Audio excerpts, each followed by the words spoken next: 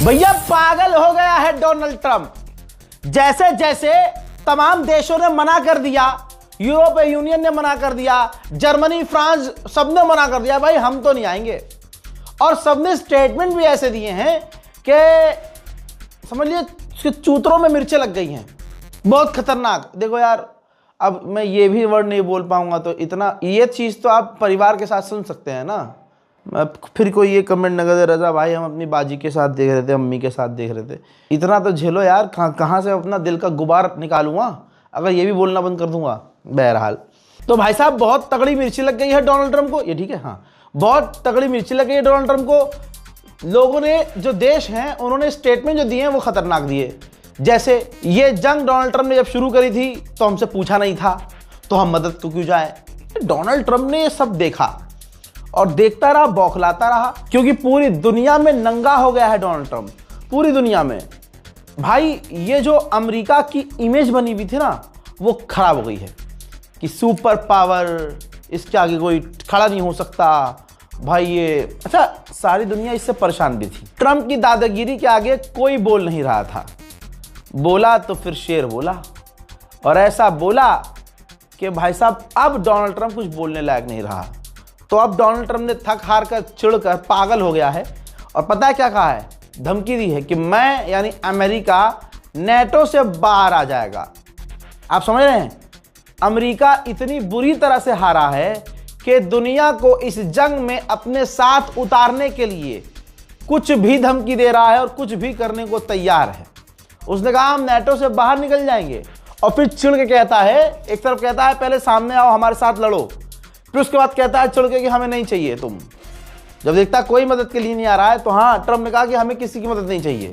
अब फिर कहता है कि हम नेटो से बाहर हो जाएंगे। पूरी तरह से बौखला गया है ट्रंप। मेरे दोस्तों पीछे ट्वीट लगा दिया है मैंने।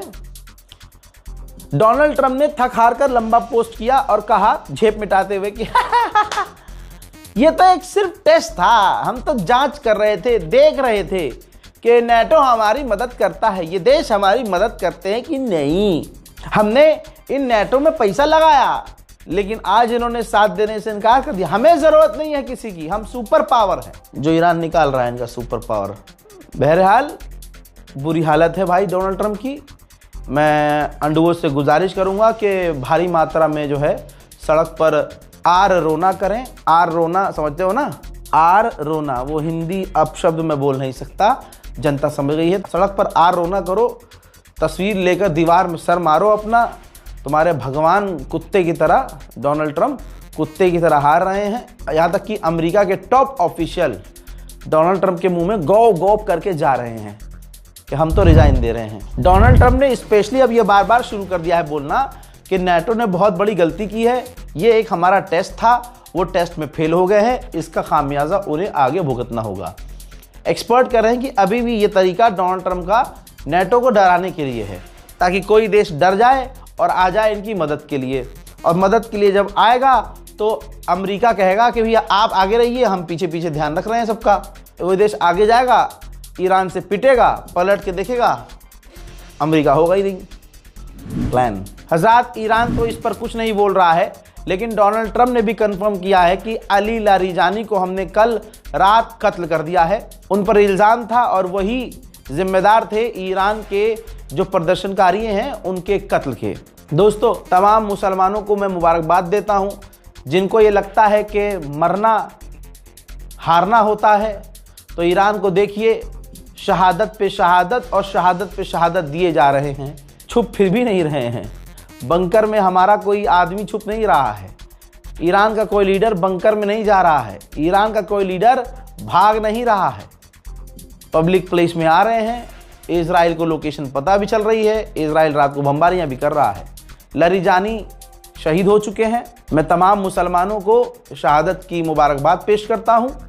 ईरान ने अभी फिर से कह रहा हूं कुछ कंफर्म नहीं किया है, नहीं किया है, नहीं किया है, लेकिन सूत्र जो कह रहे हैं, जो ईरान के अंदर से भी बातें आ रही हैं, वो यही है कि खैर ईरान लड़ता रहेगा। ईरान ने सिर्फ अली लारिजानी को नहीं खोया है, सैकड़ों कमांडर इसमें शहीद हुए हैं, बहुत लोग मारे गए हैं, लेकिन ईरान की हिम्मत नहीं टूटी है। खामनाई, शहीद खामनाई ऐसा निज़ाम बना कर गए हैं कि एक जाएगा दूसरा अपने आप आएगा, दूसरा जाएगा तीसरा आएगा। अमेरिका मारते मारते थक जाएगा, लेकिन ईरान के लोग कुर्बानी देने से नहीं थकेंगे और ईरान का निज़ाम नहीं टूटेगा इंशाअल्लाह। उधर ये बौखलाया हुआ गुलाबी सुअर डोनाल्ड ट्रंप, ये इमैनुअल मैक्रोन से भी चिढ़ गया क्योंकि फ्रांस से इन्होंने मदद मांगी थी। अब जब फ्रांस ने मदद देने से घुमा फिरा दिया, नहीं भेज रहा है, तो अब डोनाल्ड ट्रंप ने अपने दफ्तर में इंटरव्यू में कहा है कि इमैनुअल मैक्रोन बहुत जल्द जाने वाला है, यानी इमैनुअल मैक्रोन चुनाव हारने वाला है। उधर डोनाल्ड ट्रंप ने कहा कि हम जब चाहे ईरान की इलेक्ट्रिसिटी को तबाह कर सकते हैं, हम जब चाहे ईरान को पूरी तरह से मिटा सकते हैं। ईरान का हमने इतना नुकसान कर दिया है कि 10 साल उसको दोबारा वैसा बनने में लगेगा जैसा वो पहले था। हम जब वहाँ से चाहे निकल सकते हैं, लेकिन हम निकलेंगे नहीं, अभी हम लड़ेंगे।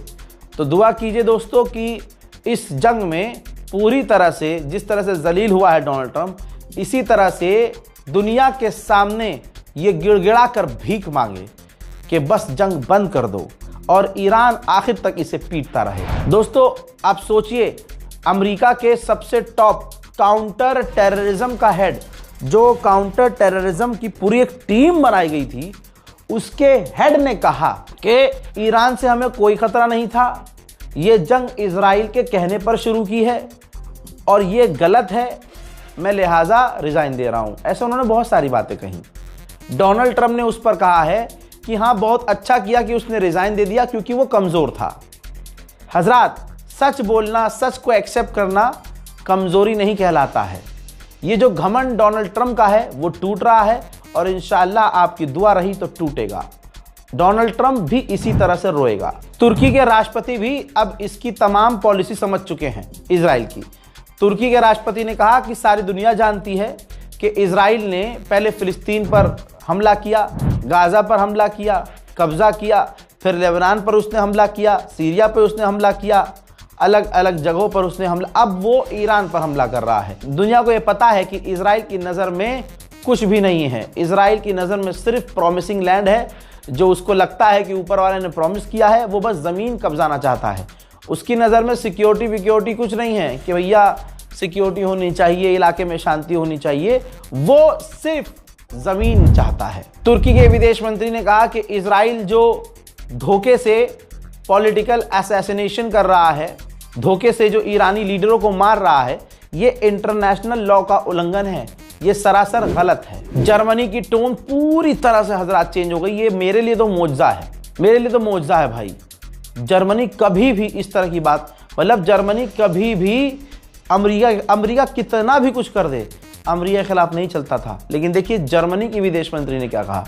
जर्मनी के विदेश मंत्री ने कहा कि ईरान में तबाही हो, बर्बादी हो, ये जर्मनी के इंटरेस्ट में नहीं है और ईरान की रिजीम पावर के जरिए चेंज करवाना ये किसी भी हालत में मुमकिन नहीं है। अब तो बिल्कुल मुमकिन नहीं है भैया। फ्रांस के राष्ट्रपति यानी फ्रांस पूरी तरह से मोमनीन पीछे हट गया है। मोहतरम हजरात, ये ईरान की बहुत बड़ी स्ट्रेटेजिक जीत है, खुद सामने आया है इमैनुअल मैक्रोन। हजरात, ये बयान मेरी नजर में इस पूरी जंग में सबसे बड़ा है, वो भी फ्रांस का। फ्रांस कोई छोटा मोटा और कमजोर मुल्क नहीं है। फ्रांस के राष्ट्रपति ने कहा और अमेरिका के मुंह पे जोरदार तमाचा जड़ते हुए सीधा सीधा कह दिया कि ये जंग हमारी नहीं है, ये जंग अमेरिका ने शुरू की है, हमारे इंटरेस्ट की नहीं है। तो हम स्ट्रेट ऑफ हुर्मुज को खोलने के लिए अपने बल ताकत का प्रयोग नहीं करेंगे, ना हम कभी, ये वर्ड यूज किया है, नेवर, कभी हम स्ट्रेट ऑफ हुर्मुज को खुलवाने के लिए नहीं जाएंगे कभी। हाँ, हम एस्कॉर्ट करेंगे अपने जहाजों को, जंग खत्म होने के बाद जब स्ट्रेट ऑफ हुर्मुज नॉर्मल हो जाएगा तब हम अपने जहाजों को एस्कॉर्ट करेंगे। इस जंग में फ्रांस बिल्कुल नहीं कूदेगा क्योंकि फ्रांस का इसमें कोई रोल नहीं है। डोनाल्ड ट्रंप ऐसे ही पागल नहीं हुआ मेरे दोस्तों। अमेरिका ब्रिटेन के एयरबेस का इस्तेमाल कर रहा है ईरान पर हमला करने के लिए पूरी तरह से। यह बात आपको मैंने 11-12 दिन पहले बता दी थी, है ना, बता दी थी ना। अब भाई साहब ब्रिटेन ने जांच का ऐलान कर दिया है। ब्रिटेन ने कहा है, मतलब जांच करने के लिए इसलिए आदेश दिया है कि भैया हमने तो चुपके से अमेरिका को अलाउ किया था। ये बात पब्लिक डोमेन में कैसे आ गई, ये दुनिया को पता कैसे चल गई? जी हाँ, हमने बताया था सबसे पहले उखाड़ ले क्या उखाड़ेगा। अरे हमने बताया था उखाड़ क्या उखाड़ेगा, सुअर। मुसलमान चारों तरफ से क्यों पिट रहा है, मुसलमान की हालत कुत्ते जैसी क्यों है? इस वजह से एक मुस्लिम देश अल्बानिया, उसने जहां तमाम नॉन मुस्लिम देश ईरान के खिलाफ नहीं बोल रहे हैं, अल्बानिया ने डोनाल्ड ट्रंप का चूतड़ चाटने के लिए क्या किया? अल्बानिया ने ईरान को स्टेट स्पॉन्सर्ड टेररिज्म के लिस्ट पर डाल दिया है, एक ऐसा देश जो टेररिज्म को सपोर्ट करता हो।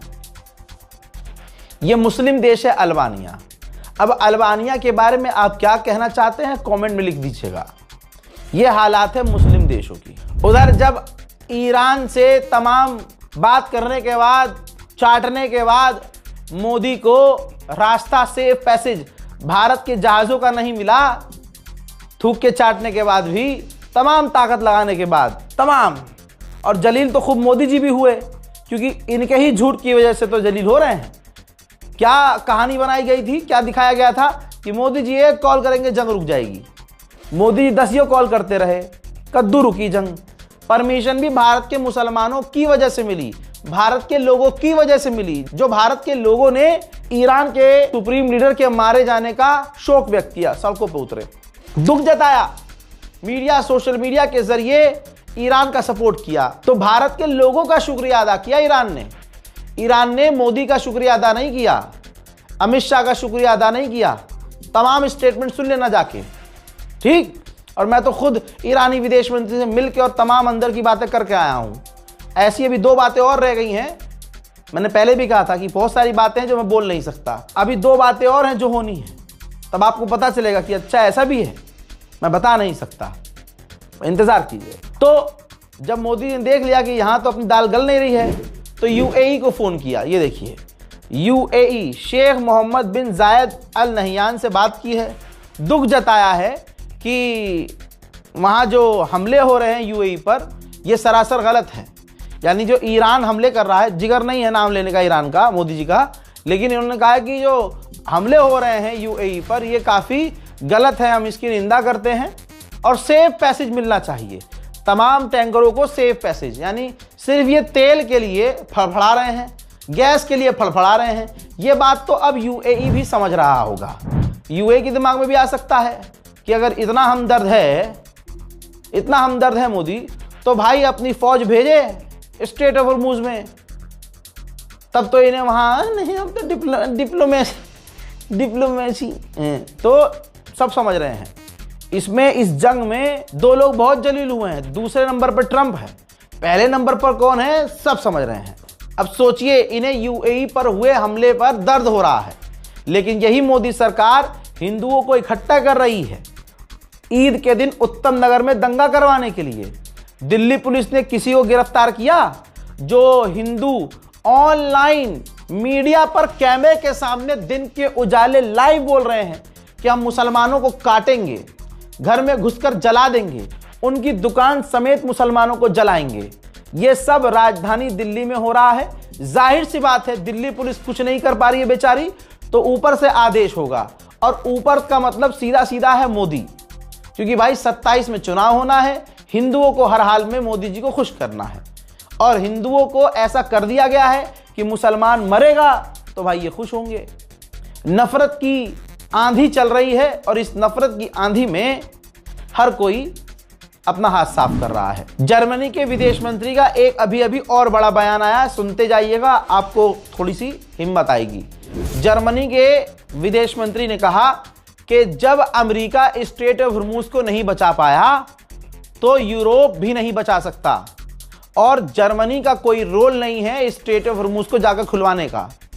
हाँ, वहां की सिक्योरिटी जरूरी है, सेफ पैसेज जरूरी है, हमें अरब से डील करनी होगी, अरबों से बात करनी होगी, और जरूरत पड़े तो बेहतर ये होगा कि हमें ईरान से डील करनी चाहिए। अल्लाह अकबर, सलाम हो शहीद खामनाई पर। ऐसी स्ट्रेटजी बना गए कि जो हमेशा से ईरान का दुश्मन था, वो भी कह रहा है कि हमें ईरान से डील करनी चाहिए। जो देश ईरान पर पाबंदी लगाया करते थे, अब तक जिन्होंने ईरान पर पाबंदी लगाई, सलाम हो हमारे खामनाई पर। ऐसी स्ट्रेटेजी कि अब वही दुश्मन देश कह रहा है कि हमें ईरान से डील करनी चाहिए। उधर याद रखिएगा, मोहम्मद बिन सलमान और तमाम अरब देश डोनाल्ड ट्रंप पर प्रेशर बना रहे हैं कि ईरान को पूरी तरह से मिटा दो, कुछ ऐसा करो कि दोबारा ईरान इतने पावर में ना आए। अरब देशों को अपने नुकसान से ज्यादा पता है किस चीज का दर्द है, कि ईरान इस वक्त सुपर पावर नजर आ रहा है। यकीन कीजिए और इस बात को दुनिया को समझाइए, शेयर कीजिए इस वीडियो को। ऐसे ही कॉपीराइट नहीं मार रहा हूं मैं, हमारी इस तमाम वीडियोस को कॉपीराइट फ्री रखा हुआ है मैंने। शर्त दो ही है कि हमारे ओरिजिनल चैनल को बताइएगा, लोगों को लिख दीजिएगा कहीं या मेंशन कर दीजिएगा यूट्यूब चैनल को हमारे, या फेसबुक हमारे ओरिजिनल पेज को। और अगर ऐसा नहीं किया तो कॉपीराइट का झंझट है, वरना ये फ्री है वीडियो, कहीं भी डालिए, कुछ भी इस्तेमाल कीजिए। मकसद हमारा ये है कि लोगों तक सही इंफॉर्मेशन मिलनी चाहिए। दोस्तों बता दूं आपको कि अरब देश जिद कर रहे हैं ट्रंप से कि ऐसा कर दो। भाई इनकी इज्जत जा रही है, ईरान सुपर पावर दिख रहा है भाई। जो एक वक्त में, तवज्जो दीजिए, और आप हिंदू हो, मुसलमान हो, सिख हो, ईसाई हो, जरा सोचिए, एक वक्त में दुनिया के सबसे बड़े बदमाश से अकेला लड़ रहा है ईरान, और एक वक्त में उस बदमाश से भी लड़ रहा है, इजराइल बदमाश से भी लड़ रहा है, अरब के गद्दारों से भी लड़ रहा है, और उनके पास सुपर पावर हथियार हैं। एक न्यूक्लियर वाले देश से ईरान एक नॉन न्यूक्लियर देश होकर पूरी तरह से ईंट बजा रहा है। इसमें अरब को यह हो रहा है कि हमारे पास इतना कुछ है, पैसा, दौलत, शोहरत, तब भी आज हम ईरान के आगे नहीं टिक पा रहे हैं। इस जंग में जो ईरान ने बजाया है, पूरी दुनिया ईरान की फैन हो गई है। हम क्या कर रहे हैं अब? तो अब ये अमेरिका से कह रहे हैं कि मारो ईरान को और इतना नुकसान करो कि ईरान कभी खड़ा ना हो पाए। ये है बिन सलमान, ये है अरब देशों की हकीकत। मोहतरम हजरात, इस वीडियो को शेयर कीजिएगा, इंफॉर्मेशन से भरी हुई है, और गोदी मीडिया से जितना आप दूर हैं उतना ही आप सेफ हैं। और जितना ये रीलबाज से आप जो रील पर खबरें बता रहे हैं, जो इंस्टाग्राम पर खबरें बता रहे हैं, जो रील पर आपको अपडेट दे रहे हैं, इनसे भी बचिएगा। ये आपके जज्बात के साथ खेल रहे हैं। रिपोर्ट को शेयर कीजिए, चैनल को सब्सक्राइब कीजिए। जय हिंद।